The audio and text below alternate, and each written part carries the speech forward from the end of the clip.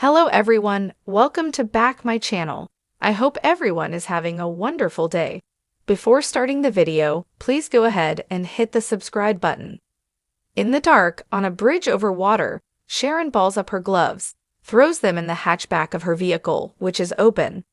She then closes the hatch and gets into the driver's seat crying and horrified. Sharon opens the door to leave Daniel's apartment when she comes face to face with Heather, who asks what she's doing there. Sharon says she's waiting for Daniel, who had to pick up Lucy, but told her to wait for him. Heather frowns. "You're lying?"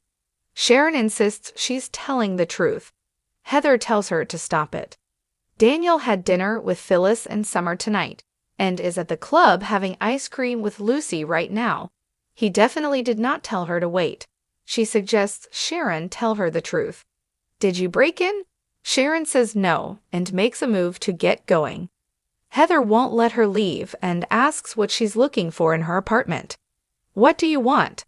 Sharon tells Heather if she'd stop accusing her of things, she will explain. She says there were things still left unsaid, so she called Daniel and he had the superintendent let her in. Heather counters that she spoke to Daniel right before she got there, and he didn't mention it. Does she not think he'd warn her that the woman who's been threatening them and screaming at them would be in their living room? Sharon only knows that Daniel told him to wait there for him. Heather declares this is a lie and announces she's calling him. Sharon stops her by admitting she picked the lock on the door. She wanted to tell Daniel that she thought it would be best if he left town. Heather asks how she knows they were thinking about leaving. "Are you bugging my apartment now, Sharon?" Sharon complains that she's not on the witness stand. Heather warns she's about to be if she doesn't come clean.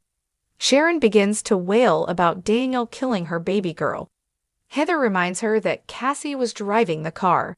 This was a tragic mistake made by two teenagers, and Daniel has suffered ever since. He has remorse, and if it's not enough for Sharon, Heather is sorry. "What do you want Daniel to do? Do you want him to die?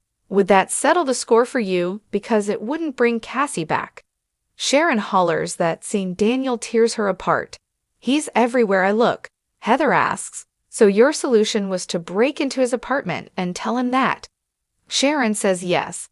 Heather tells her they considered leaving, but they didn't want to send the message to Lucy that running away from their problems is ok. "Sorry to disappoint you, but we're staying." Sharon doesn't think she's sorry for anything. Heather says she's sorry for her because she needs professional help. "I don't know what this is, but to be completely honest, it scares me. You scare me." Sharon is taken aback. Heather thinks the only thing Sharon's actually regretting is pretending to apologize to them. Spotting a shard of broken glass on the floor, she asks Sharon, "Did you do this?" Sharon denies it. Heather doesn't buy it and asks, "What the hell is going on?" Holding the glass, Heather asks Sharon what she did. Sharon says it was like that when she got there. Heather reminds her said she just noticed it. Sharon tells her to believe her or not. "I don't care."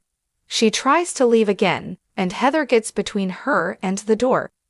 She decides she should call the police and pulls out her phone. Sharon pleads with her, "Please don't do this." Heather says, "Then tell me the truth." She knows she didn't come there to just talk to Daniel. Sharon tells her she said everything she has to say. Heather tells her, "Have it your way," and starts dialing. Sharon knocks the phone out of her hand. Heather tells her she's sick and needs to see someone as soon as possible. "Maybe I should call Nick." Sharon says she'll paint her as a crazy lady and screams, "Don't call him." Heather says fine, but she is going to call the police. Sharon promises she won't bother them anymore. Heather says she obviously came there to do something. She can only guess it was to harm Daniel, or maybe all of them. She will do what it takes to protect her family and get her out of their lives once and for all. Heather goes for her phone, and Sharon makes for the door. Heather tries to stop her, and Sharon throws her to the floor. Heather is unconscious for a moment, and then comes around. She tells Sharon, "You are out of your mind." Sharon's vision blurs, and then she hears Cameron telling her to wake up. Heather is unconscious on the floor. Cameron says, "I don't think she can hear you." Sharon tells Heather to wake up repeatedly. She lifts her head and there's loads of blood. Sharon gasps, "Oh my God." Cameron prompts her to check her pulse. She does, and there isn't one.